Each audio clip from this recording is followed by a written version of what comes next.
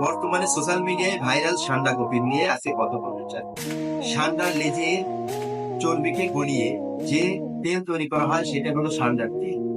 এটা যৌন দুর্বলতা, গিটে ব্যথা, হাঁপানি রোগের জন্য উপশম করে। তবে এসব তাদের পেছনে বৈজ্ঞানিক প্রমাণের অভাব রয়েছে।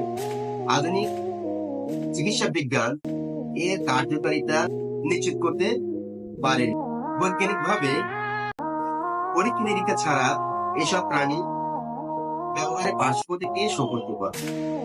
কাজে যৌন দুর্বলতা, গিটে ব্যথা বা হাঁপানি এসব সমস্যা থাকলে অবশ্যই প্রশিক্ষিত চিকিৎসকের পরামর্শ নিয়ে চিকিৎসা গ্রহণ করুন।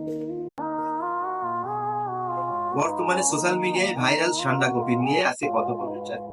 ষান্ডার লেজে চর্বিকে গলিয়ে যে তেল তৈরি করা হয় সেটা হলো ষান্ডার তেল। এটা যৌন দুর্বলতা, গিটে ব্যথা, হাঁপানি রোগের জন্য উপশম করে।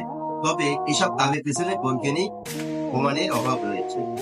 আধুনিক চিকিৎসা বিজ্ঞান এর কার্যকারিতা নিশ্চিত করতে পারেনি। বৈজ্ঞানিকভাবে পরীক্ষা নিরীক্ষা ছাড়া এসব প্রাণী ব্যবহারের পার্শ্ব প্রতিক্রিয়া সতর্ককর।